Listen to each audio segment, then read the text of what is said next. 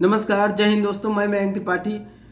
दोस्तों, सीटेट ने एकदम बहुत इतना ज़्यादा बुरा कर दिया है कि कल से एकदम दिमाग डिसबैलेंस हो गया है, दिमाग खराब हो गया है। पता नहीं ये किन से पेपर बनवाते हैं, कैसे लोगों से पेपर बनवाते हैं, उनकी क्वालिफिकेशन क्या होती है।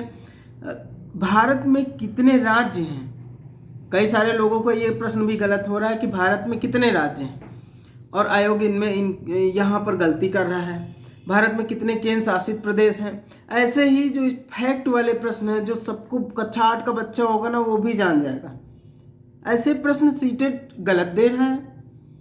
और तमाम तरीके के लगभग सबके पेपर में, चाहे 21 जनवरी का रहा हो, दिसंबर में कई सारे ऐसे ऐसे दिन हैं जहाँ काफ़ी मतलब सबके पेपर में 8 से 10 प्रश्न गलत आ रहे हैं। यार ऐसा कभी होता है कि 10-10 प्रश्न आप एकदम गलत कर दिए, उनके आंसर गलत कर दिए। कौन सी टीम बनाए हैं? 1200 रुपये किस बात के लिए हो फॉर्म भरवाते वक्त, जब आपका सिस्टम ही नहीं सही है। सिस्टम तो तुम्हारा 2 रुपये वाला है, फ्री वाला। कैसा लगता है फ्री से कहीं से कहीं से तुम लेके आए हो, लोग हायर कर लिए हो फ्री फंड वाले, और उनसे ये सब काम करवा रहे हो। यार 1200 रुपये हम लोग से किस लिए लिए हो? कि उनको अच्छा खासा पेमेंट देंगे, उनसे अच्छा खासा काम करवाएंगे, बढ़िया प्रश्न पत्र तैयार करवाएंगे, आंसर की तैयार करवाएंगे।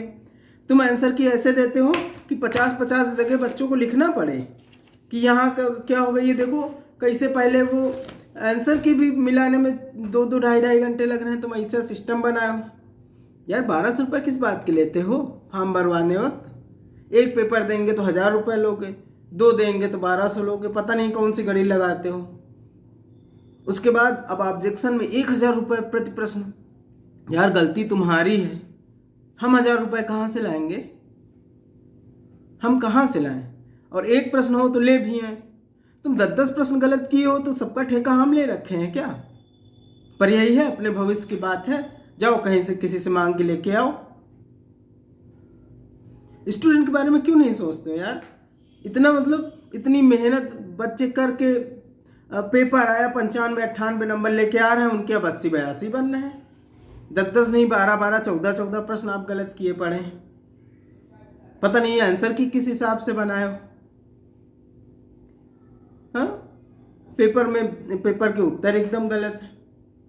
आपको पता नहीं कैसा मैनेजमेंट था, किसको ठेका दे दिए, क्या दे दिए, जो भी हो सिस्टम कुल मिला के ये 1200 रुपये वाला सिस्टम नहीं है। सीटेट के 100 बच्चे, सीटेट में 80 नंबर लाने वाला बच्चा एक देख अच्छे अच्छे प्रश्न बना के दे देगा, कहीं कोई गलती नहीं पाओगे। इतना मैं चैलेंज कर रहा हूँ कि जो सीटेट की तैयारी कर रहा है ना बच्चा, ऐसे प्रश्न बनाएगा ना, बढ़िया हर लेवल का बना लेगा, इजी टफ मॉडरेट हर लेवल के प्रश्न बना लेगा, और फिर वो गलत नहीं होगा, आपके जैसे नहीं करेगा। मतलब ये मानसिक प्रताड़ित कर रहे हो लोगों को, सभी स्टूडेंट को। कल से बच्चे खाना नहीं खाए, दिमाग खराब हो गया। पहले उनके 98 नंबर आ रहे थे, अब 88 हो गए। 21 जनवरी का एक पेपर है, वहाँ पे 10-10 प्रश्न गलत हो रहे हैं। पता नहीं कैसा मैनेजमेंट, कैसा सिस्टम है, क्या है।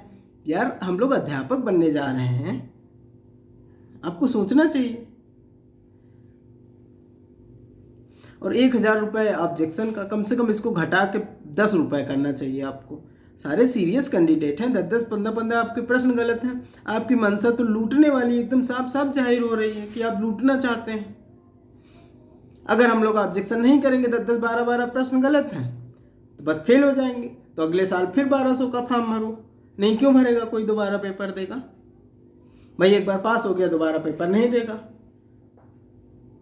लेकिन अब क्या हो गया, अब जो पास था वो भी फेल हो गया, अब अगली बार फिर से फॉर्म भरेगा। मतलब यही करते रहेंगे क्या हम लोग? इसीलिए ये पढ़ाई लिखाई कर रहे हैं। कम से कम नहीं कर सकते हो तो ये ऑब्जेक्शन की फीस घटाओ।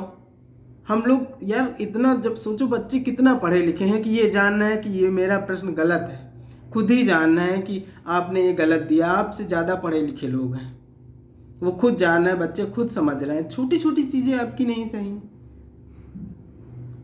और मुझे लगता है सच में अगर 100 बच्चे सीटेट के हो ना, तो बढ़िया अच्छा खासा पेपर तैयार करके दे देते। ये जो आपको मैनेजमेंट है, जो प्रश्न पत्र बनाने वाले, आंसर की जारी करने वाले, ये सब कुछ नहीं है सीटेट के बच्चों के आगे। ऐसा उधम मचाए हो ना सीटेट वालों, कसम से सब बच्चों का मन खिन्न किए हो, सब परेशान हो गए कि उसको पता है कि मेरे 8 प्रश्न सही हैं, लेकिन अब 8,000 रुपये नहीं, और 8,000 रुपये कहीं से मांग भी लाएगा तो समस्या यह है कि फिर तुम अपने आगे सर्वसत्य के आगे मानोगे नहीं, तुम्हारा पेडागाजी जो तुम मान लियो वही सर्वसत्य हो जाता है। तो उसका तो डूब गया, क्योंकि शर्त भी ये लगा रखी है कि सही होगा तो वापस कर देंगे और नहीं सही होगा तो, क्योंकि आपने तो सर्वसत्य कर दिया कि हम जो कहें वही सही, तब तो गड़बड़ हो जाएगी ना। बेचारा कहीं से मांग के लाया हो कि चलो मेरे भविष्य की बात है, 1 साल बच रहा है, कर देते हैं। तो कुल मिला के ये सब एकदम गलत बातें हैं, एकदम गलत अवधारणा है। आप सभी से निवेदन है कि आगे क्या करना है, क्या कर सकते हैं हम लोगों की एकजुटता कुछ कर सकती है या नहीं, कैसे सीटेट से रिक्वेस्ट की जाए, कैसे अपनी बात रखी जाए, ये सब आप सलाह दीजिए। और सबसे मेन बात कि आप ये बताएं हमें कि सबसे पहले आप जब कमेंट लिखेंगे तो बताएंगे आपका एग्ज़ाम किस तारीख को था और आपके प्रश्न पत्र में कितने प्रश्न गलत हो रहे हैं या मैच नहीं हो रहे हैं। ठीक, ये बताएंगे तो दूसरे लोगों को भी फायदा होगा। जैसे मान लीजिए मैं 8 जनवरी का मेरा पेपर 8 जनवरी को था, मुझे कम से कम 8 प्रश्न लग रहे हैं कि ये गलत है।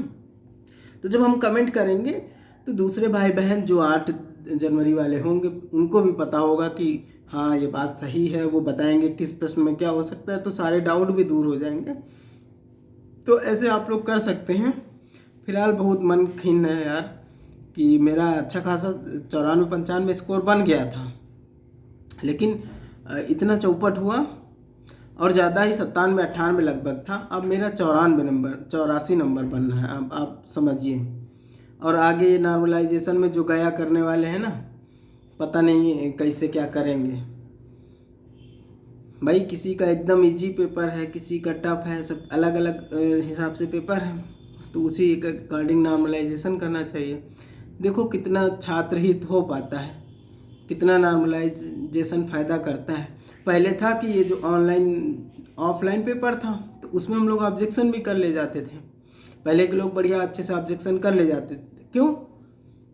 क्योंकि तब एक ही पेपर होता था, हर जगह से आवाज़ उठ के आती थी कि हाँ ये प्रश्न गलत है।